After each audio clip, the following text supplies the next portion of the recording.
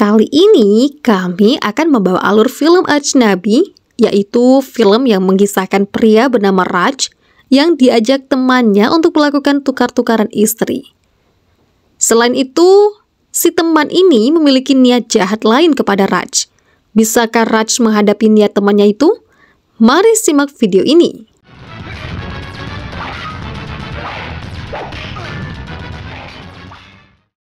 Film dimulai dengan pria yang sedang berdoa di kuil, kemudian ada laki-laki yang ikut berdoa di sampingnya. Keesokannya, ia pergi ke masjid. Pria bertemu lagi dengan laki-laki itu membuat pria sedikit heran. Sampai keesokan harinya, saat pria ke gereja, pria itu kembali ada di gereja. Pria nampak curiga dan tak nyaman. Pria pun keluar gereja dengan buru-buru, namun saat ia mengambil payung, laki-laki itu mengejarnya.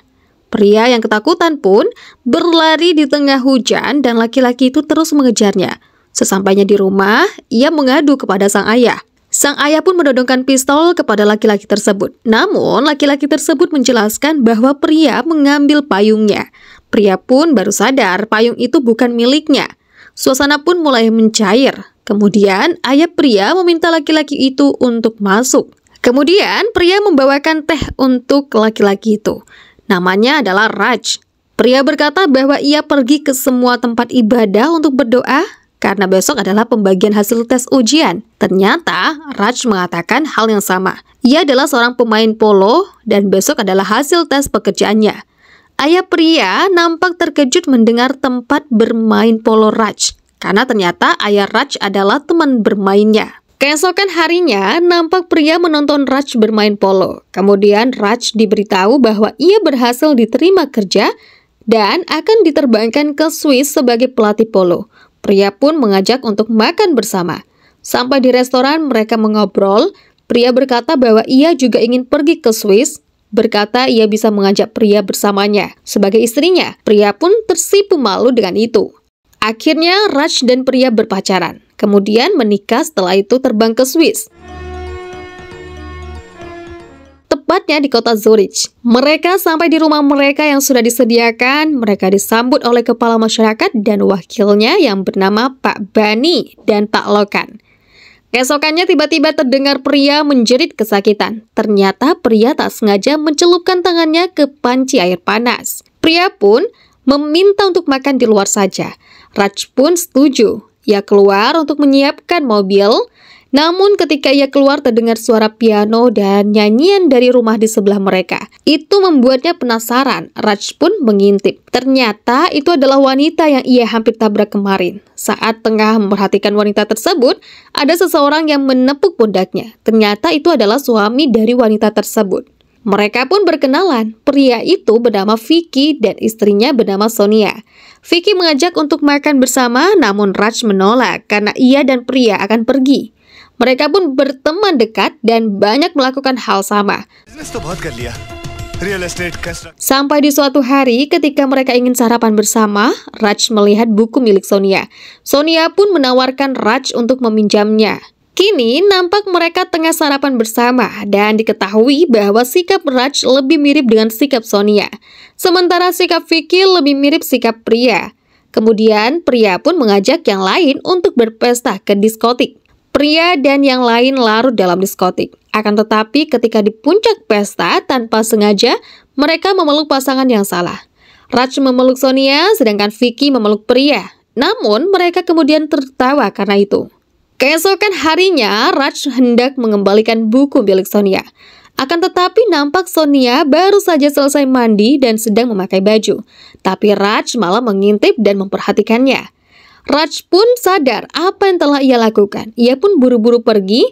Namun sebelum keluar dari rumah, ia bertemu dengan Vicky yang ternyata juga mencarinya. Sonia pun muncul dan Raj mengembalikan bukunya. Vicky mengajak Raj dan pria untuk berlibur, akan tetapi Raj menolak. Raj pun menyampaikan itu kepada pria. Pria ingin sekali pergi. Namun Raj berkata bahwa uang yang mereka miliki tak cukup. Tiba-tiba Vicky muncul di depan mereka. Raj pun tak sengaja menabrak Vicky yang mengendarai motor. Adegan beralih pada Vicky yang terbaring di kasur rumahnya. Ia kini diperban. Dokter mengatakan bahwa ia bisa pulih dalam waktu 48 jam. Keesokan harinya, ketika Priya dan Raj ingin menjenguk Vicky, tiba-tiba Vicky berteriak, membuat Sonia dan lainnya panik. Vicky nampak berteriak sambil memanggil-manggil istrinya. Ia bahkan kemudian terbaring sambil bergetar membuat orang panik. Di tengah kepanikan itu tiba-tiba Vicky tertawa. Ternyata ia sedang mengerjai yang lain.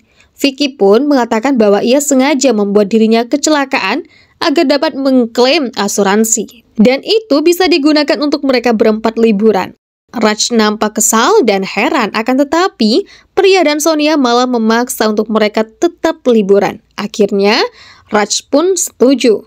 Mereka pun pergi berlibur. Scan kemudian berpindah kepada Vicky tengah berbicara dengan seorang wanita lain. Wanita itu lalu mengecup pipi Vicky dan pergi. Raj melihat itu dan menanyakan siapa wanita itu. Vicky pun berkata bahwa ia hanya teman kuliahnya. Yang ternyata semua hal itu juga dilihat oleh Sonia.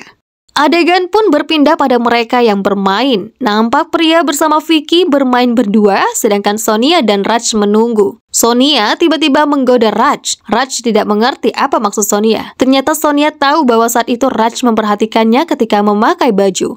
Raj pun terkejut. Sonia berusaha untuk mencium Raj, namun Raj menolak. Sonia mengancam akan menyemburkan diri. Raj tak peduli. Kemudian Sonia menyemburkan dirinya. Raj yang melihat itu pun panik dan langsung menolong Sonia. Sonia meminta Raj untuk menciumnya kembali, namun Vicky dan Sonia datang. Ketika ditanya, Sonia mengaku terpeleset.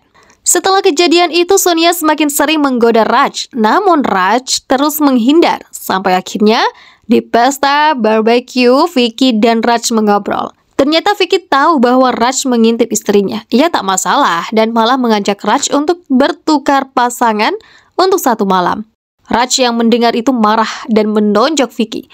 Mereka pun berkelahi kemudian dipisahkan oleh Sonia dan Priya. Adegan berpindah di mana mereka semua sudah pulang. Sonia dan Priya menanyakan kepada suami mereka masing-masing sebenarnya apa yang terjadi. Tapi Raj dan Vicky sama-sama menolak untuk menjelaskan. Bahkan Raj meminta agar Priya tidak menganggap Vicky dan Sonia sebagai teman lagi. Keesokannya, saat Vicky sedang memperbaiki mobil, tiba-tiba dongkrak mobilnya bergeser dan membuat dirinya ketiban mobil. Sonia panik dan berteriak minta tolong. Raj dan Priya yang melihat itu pun langsung membantu. Setelah itu Raj hendak pergi, namun Vicky meminta maaf dan meminta mereka berteman kembali. Akhirnya mereka pun kembali berteman. Keesokannya mereka merayakan ulang tahun Vicky di tempat bowling. Raj dipaksa untuk minum oleh yang lain hingga mabuk. Mereka pun pulang, akan tetapi Raj mengajak yang lain untuk minum lagi. Priya dan Sonia menolak. Akhirnya, Raj dan Vicky saja minum. Tiba-tiba, Vicky kembali mengajak Raj untuk bertukar istri. Raj pun memukul Vicky kembali. Namun Raj melihat Sonia di jendela. Vicky pun menggoda Raj dan menyuruhnya pergi ke sana. Akhirnya, Raj pun datang ke rumah Vicky. Paginya, Raj terbangun dengan terkejut. Ia kemudian langsung keluar dan menuju rumahnya. Ia sedikit panik. Saat sampai rumah, Raj bertanya apa Vicky kesini semalam. Priya pun membenarkan hal tersebut. Raj terkejut dengan itu. Ia kemudian termenung berpikir jika istrinya dan Vicky telah tidur bersama. Kemudian Raj pulang. Di rumah Vicky dan Sonia terdapat beberapa mobil polisi. Raj pun masuk ke dalam sana. Priya tampak menangis dan mengatakan bahwa Sonia sudah dibunuh. Raj kaget mendengar itu. Ia pun mau menghampiri jenazah Sonia, namun dihalangi oleh Vicky. Vicky menuduh bahwa Raj lah yang membunuh Sonia karena ia ada di sini semalam. Akhirnya Raj pun dibawa oleh polisi. Kemudian Raj pun ditahan. Nampak Vicky menghampirinya.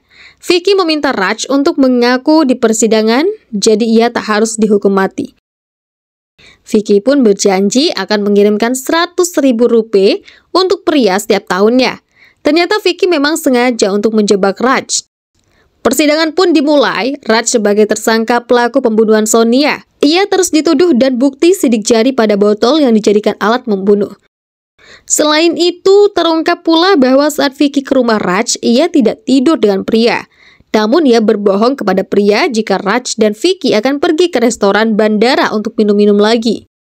Vicky juga berbohong dengan mengatakan bahwa Raj meninggalkannya di restoran dengan alasan dompetnya ada di Priya. Namun di sisi lain, Ketua Lingkungan Masyarakat yaitu Pak Bahni merasa aneh karena malam itu ia melihat keduanya, akan tetapi ia tak yakin karena ia tak memakai kacamata. Raj tak terima dengan semua tuduhan Vicky, kemudian menyerang Vicky. Keributan terjadi. Raj pun lari dengan membenturkan tubuhnya ke kaca dan kabur. Keesokannya, Priya melihat rumahnya didatangi polisi. Vicky menjelaskan bahwa polisi tak dapat menemukan Raj. Jadi mereka berpikir pasti Raj akan menghubungi Priya. Kemudian Priya pergi ke gereja. Di sana ia berdoa, ternyata ada Raj di belakangnya. Priya tidak mau berbicara padanya.